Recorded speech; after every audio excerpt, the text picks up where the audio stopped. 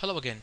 This time we'll try to learn some more information or gain some more information about the syntax of OCaml. By the way, these video tutorials, I know they're simple, but to my knowledge, this is the first video tutorial in English for OCaml. So hopefully this will be appreciated and hopefully many people will find this useful. Now, the website I'm using this time is this link over here, as you can see, available online. A large nice table explaining the syntax of OCaml. Now, if we want to have comments, that's how we do them.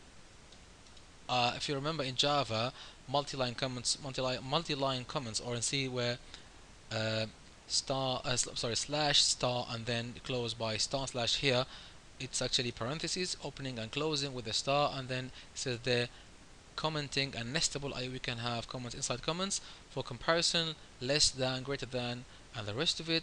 Min and max, two functions available for comparison.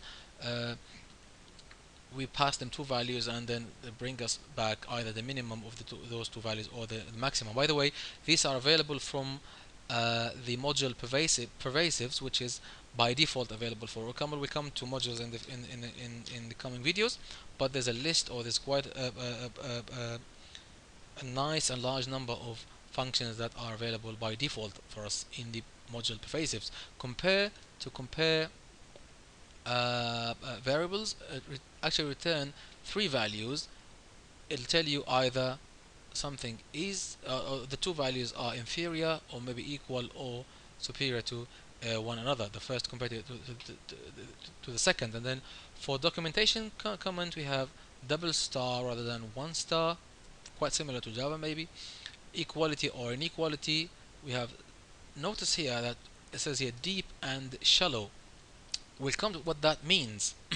So for example, if you declare a variable, let's say for example I equals 3 and then another variable j equals 3. So I and j, they have the same value but they are different. So if you say I equals j, that will be wrong, but if you say I double equal j, so the value is actually equal, so that will be true. Likewise here for the inequality, it's the same thing. So there's a difference between deep comparison or deep equality inequality and shallow equality inequality. There, another function to force a function to force garbage collection. That means the function receives nothing. By the way, OCaml has this type called unit. Unit, that means nothing, and the way we actually have unit or use unit is by opening and closing parentheses with nothing inside them. And then for grouping expressions, we have parentheses opening and closing, and we have code inside them. So what this means is we can have sort of like multiple statements after one another. An equivalent way of doing it is using begin and end. So these are similar to, for example, using curly braces in Java or in C for a loop. When a for loop has multiple statements, or while loop or if statement for comparison, when we use curly brackets, this is exactly the same concept of having multiple expressions grouped together. And then these are for regular expressions, characters, capital case from A to Z, or small case, or the digits and everything. What else? And this is how we declare a variable and assign a value. We've seen that before, I think. And these are for functions, for control flow. Remember we spoke about exception handling, that OCaml has exception handling. Try with and then raise an exception. For the if statement, fc then something, so exactly if then, we need to say then explicitly, and there's no need for the parentheses like OCaml and Java. And then for the if then else, and these are nestable, i.e. we can have if inside if. Likewise for the else.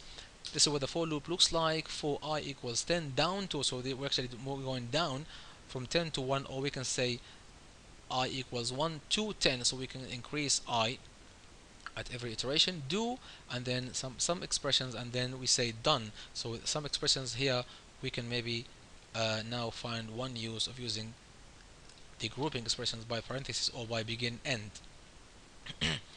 And some more stuff for the while loop, for example, or this is similar to switch statement. This is for pattern matching. We'll come to that. This is very powerful in OCaml and quite useful. And then some other operators.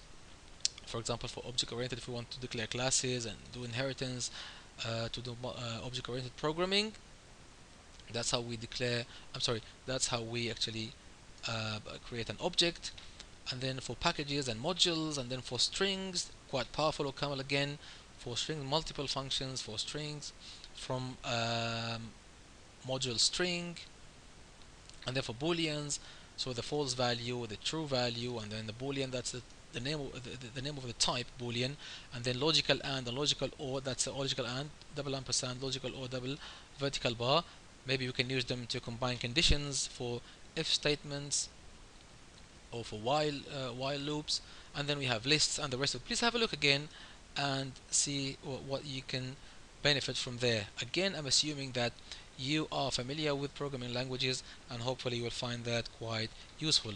Thank you very much for watching indeed, and hopefully from the next video on we'll start to do some proper coding. Bye bye now.